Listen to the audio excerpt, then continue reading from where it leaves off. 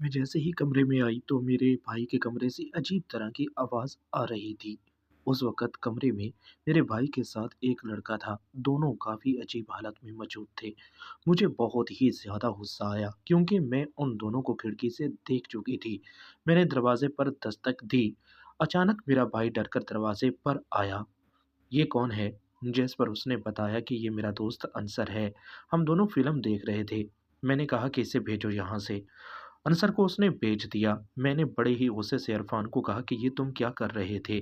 मैं अच्छी तरह से समझ चुकी हूँ कि इस कमरे में क्या हो रहा था। मैं तुम दोनों को देख चुकी हूँ। तुम्हें शर्म आनी चाहिए थी ऐसा काम करते हुए। तुम लड़की के साथ ये सब कुछ कर रहे थे। मैं तो कभी सोच भी नहीं सकती थी कि तुम ऐसा कुछ करोगे।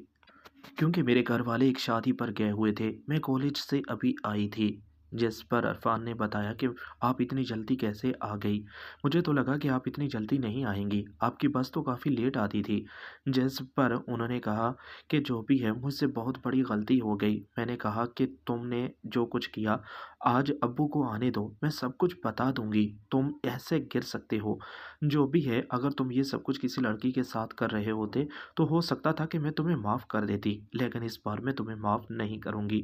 जिस पर बड़े ही गुस्से से इरफ़ान ने कहा कि जो भी है, मैं अब ऐसा कुछ नहीं करूँगा। मुझसे गलती हो गई, मैं अब आपसे वादा करता हूँ कि कभी भी ऐसा कुछ नहीं करूँगा। जिस पर वो एक बार फिर बड़े ही गुस्से से कहने लगी कि जो कुछ हो चुका है, इतना सब कुछ हो जाने के बाद तुमने आइंदा ऐसा कुछ भी किया तो सच में मैं तुम्हें कभी भी माफ़ नहीं करूँगी। जिस पर इरफ़ान ने मुझसे वादा कर लिया। लेकिन मैं अपने कमरे में जा चुकी थी। बार-बार यही सोच रही थी कि इरफ़ान ऐसा कैसे कर सकता है। इरफ़ान के पास आई, मैं इरफ़ान को समझाना चाहती थी।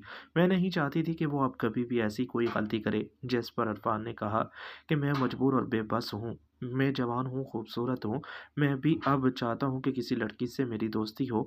मैं उसके साथ अच्छा वक़्त गुज़ारूँ, लेकिन कोई लड़की मेरी दोस्त है ही नहीं। अगर कोई लड़की मेरी दोस्त बन गई, तो मैं सच में ऐसा काम कभी भी नहीं करूँगा। ठीक है, मैं तुम्हारे लिए कुछ करती हूँ। आलिया जो कि मेरी दोस्त थी, साथ ही उसका घर था। आलिया जो मेरी हमरास भी थी, मेरी एक लड़के से दोस्ती थी। आलिया हमेशा मेरी मदद करती थी। आलिया ने भी कहा था कि मैं तुम्हारे भाई के साथ कुछ वक़्त गुज़ारना चाहती हूँ। पहले तो मैंने डाँट दिया था, लेकिन अब तो अरफ़ान के साथ आलिया की दोस्ती मैं आसानी से करवा सकती थी। आलिया पहले ही मुझे कह चुकी थी और अरफ़ान भी अब मजबूर और बेबस भी था। अब मेरी बात मानने के लिए वो तैयार भी था।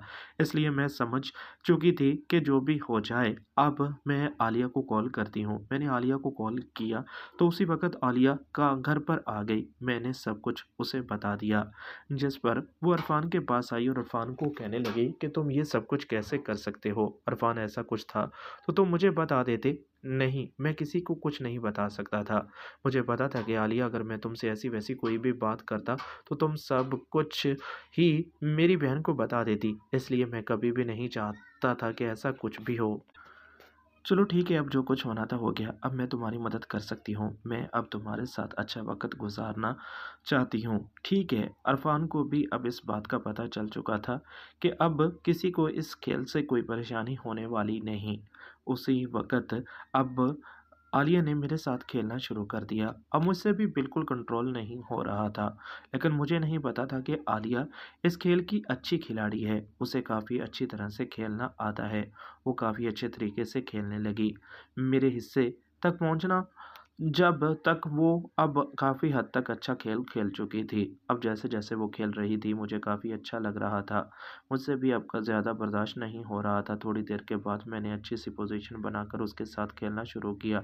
उसका पहला तजुर्बा नहीं था। मैंने कहा कि इससे पहले भी तुमने कभी किसी के साथ खेला है? ये तो साफ़ मुझे नज़र आ रहा है। आलिया ने कहा कि इस बारे में मैं तुम्हें कुछ नहीं बता सकती। बस तुम अपना खेल मुकम्मल करो और तुम इस बारे में मुझसे कुछ नहीं पूछोगे। ठीक है। थोड़ी देर के बाद आखिरकार मैं अपनी मंज़िल को हासिल कर चुका था। मैं जैसे-जैसे खेल रहा था मुझे काफ़ी अच्छा लग रहा था। थोड़ी देर के बाद मैं काफ़ी अच्छे तरीके से अपनी मंज़िल को पा चुका था। मैंने आलिया से पूछा कि तुम्हें कैसा लग रहा है? आलिया ने कहा कि मैंने पिछली बार जब खेला था उससे भी ज़्यादा अच्छा लग रहा है। तुम काफ़ी अच्छे खिलाड़ी हो। मुझे तो लगा था कि तुम इतना अच्छा नहीं खेल पाओगे। थोड़ी देर के बाद उसने मुझे खुद ही एक और अच्छी-सी पोज़ीशन बनाकर दे दी। मैं अब जैसे खेल रहा था आलिया के चेहरे से मुझे ख़ाब साफ़ नज़र आ रहा था कि वो इस खेल को काफ़ी अच्छी तरह से पसंद कर रही है। वो इस खेल के साथ-साथ अब मुझे खेलना भी बता रही थी। मुझे समझ आ चुकी थी। मैंने आलिया को कहा कि तुम वाक़ई ही बहुत अच्छी दोस्त हो। आलिया और मेरी दोस्ती हो चुकी थी। हम दोनों ही थक चुके थे। आज का हमारा खेल मुकम्मल हो चुका था। मैं अब नहीं चाहता था कि मज़ीद ऐसा कुछ भी हो। इस तरह मेरी कहानी का इख्तिताम हो गया। मज़ीद कहानी देखने के लिए चैनल को सब्सक्राइब कर लें।